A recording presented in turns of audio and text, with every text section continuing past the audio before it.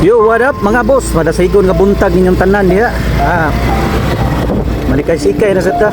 Padung ta sa trabahoan ron, kay gabi magina tong trabaho. Pali man ni muratag kuan ani ba? Mga vampire ba? So, padung ta karon sa to trabahoan, kinahanglan kita mo bangon. Bisan pag sa kakapoy itong lawas, ito ang naging taon ng bagyo, bagyong Basyang. Naghantig biyaan si Basyang nga damage yun, labi na yun sa iligan. Ang nanguha niya, awa na pagkay karsada. Kamot tayo na imayo, kay naghanap magayta tuluman nun ani sa atong kinabuhi. Ning kamot kita unta para sa kaumaon sa atong mga anak. Ya, mauna, shout out ko sa mga bata nga grabe na kayo mutubag-tubag silang ginikanan. Yano ra kayo mamalikas. Yano ra kayo mutubag-tubag. Awa sila kay baon sa struggle taon kada adlaw sa ilang ginikanan. So, ang mga bata diha nga maminaw, ayaw intawon mo pagsigig tubag-tubag sa inyong ginikanan, tuman lang intawon mo kung sa isugo. Ikan ng ilang isugo, huwag ka ng ilang yaw-yaw kada adlaw. Para ra gyud na sa inyong kakayuhan. O nya, usa pa naningkamot gid intawon na sila.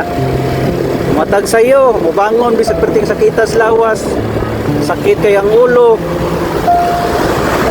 Ubangon para lang na ika-provide bisan pa man og ingana ang ilang baba usahay makasaba na usahay marang sakit sa inyong paminaw i-absorb lang na ninyo mga bata ba nga makalingi ta sugo sa inahan og tarong maningka tambag na ko sa inyo kaning mga bata tarong kay sige bigyan ni katubang aning cellphone ag sarap raman po din sila mga maminaw o mga motivational nga mga tambag kay naalagay sa mga gaming ng mga bata karon mga bagong generation karon. So lahi ra gyud tayo sa unang panahon.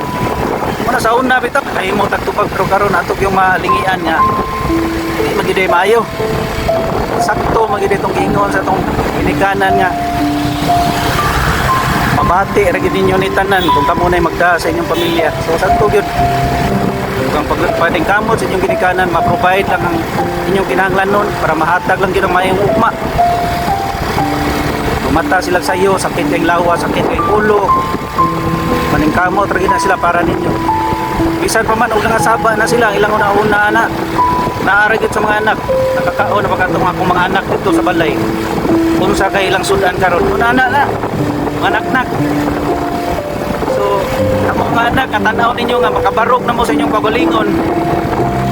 Kunya, taas na kayo mong garbo kay mauna nauma na mong eskwela. Nauna-unahin taon ninyo inyong ginikanan. Lingia sila panagsa. Kunya, ibutang ang imong kagalingon sa sapatos sa inyong ginikanan. Kung sa ka, ako yung ingana nila ni mama o ni papa.